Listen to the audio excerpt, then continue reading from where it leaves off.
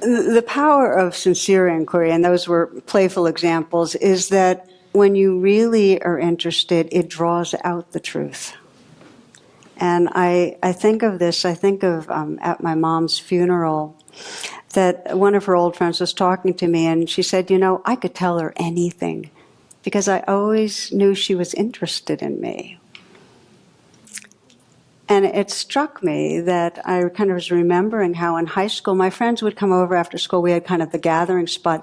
But I noticed often they'd drift off and they'd be off talking to her in her office. And she was very involved with the field of alcoholism. And often they'd end up talking about their own use and about their parents being alcoholics. But she had this sincere interest in people. In fact, some of her friends told me how she was great at dinner parties. They could place her at the spot on the table where she was most needed, because you know she could draw out anybody. So it's that quality when we sincerely want to understand.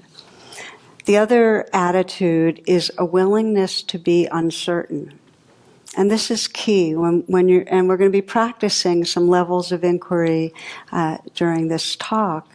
That.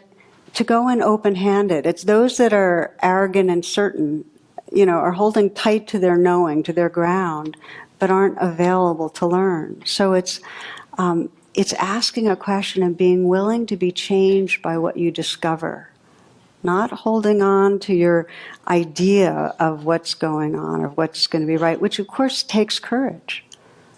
It takes vulnerability. I've shared before the inquiry that one way sage offered to anybody that would come to him saying, I really need to know what's true. And his question to them would be, what are you unwilling to feel? What are you unwilling to pay attention to? And you can maybe sense a little how just asking that, so you go, so that's what I didn't want to feel. And yet that's what needs to be included to really touch truth. So what motivates? You know, we have that part of us, I kind of described it as our inner Toto, or that really deep part of us, that it's the awareness in us that wants to recognize itself and be whole. And Rumi says it most poetically. He says, grapes want to turn to wine. We want to wake up. We want to realize truth. So the first practice that we'll explore, this first level of inquiry, is one of moving from thoughts into the, well, what's really here? What's happening? And to begin, you might make yourself comfortable and close your eyes.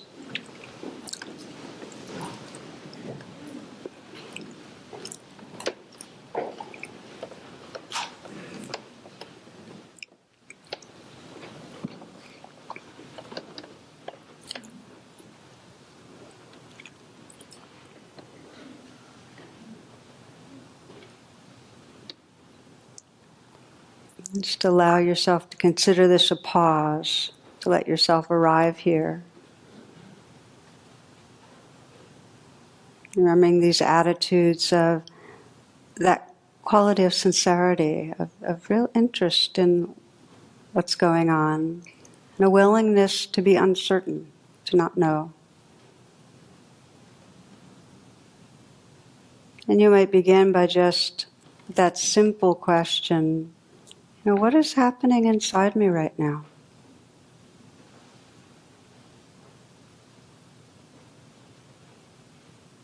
What's the most predominant experience you're aware of?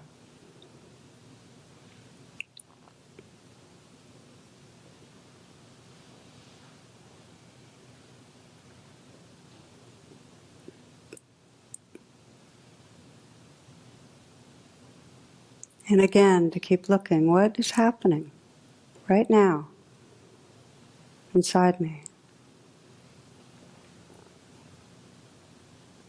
Experiencing not through the interpretive mind, but directly through the senses.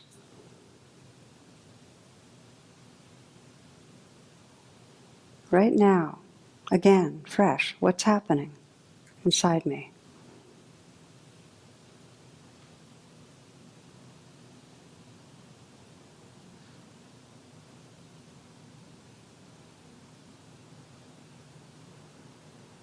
You might ask this flavor that the sage offered, what is it that I might be unwilling to feel, unwilling to pay attention to inside me right now?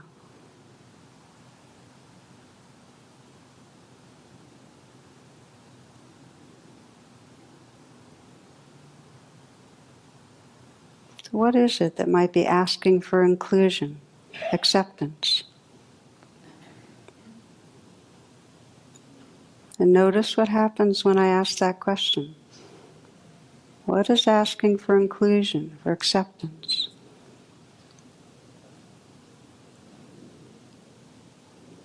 What is it that might be a little difficult to attend to?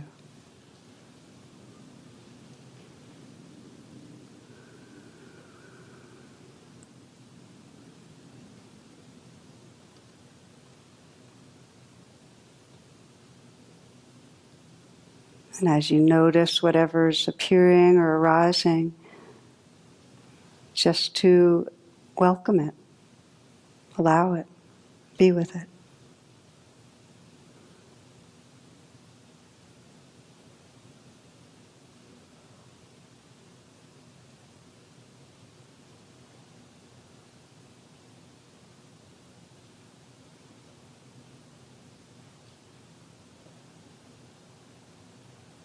You can ask the question, is there anything else right this moment that wants my attention? Just re-asking in a fresh way.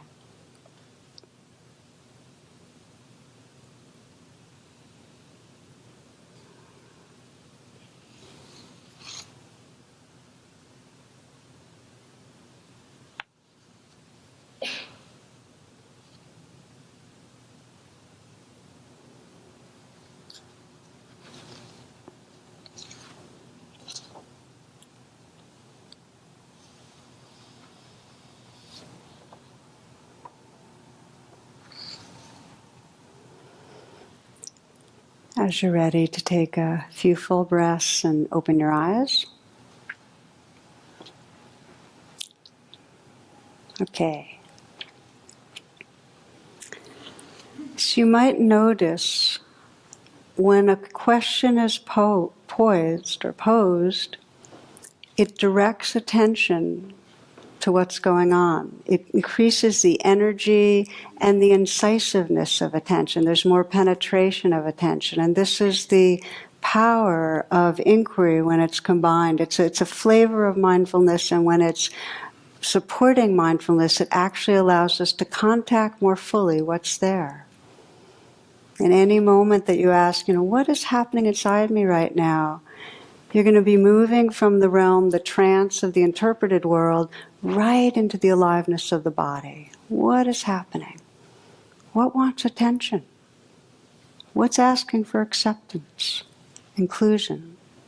So those are some examples of questions you can play with to really start mastering the art of deepening attention inwardly.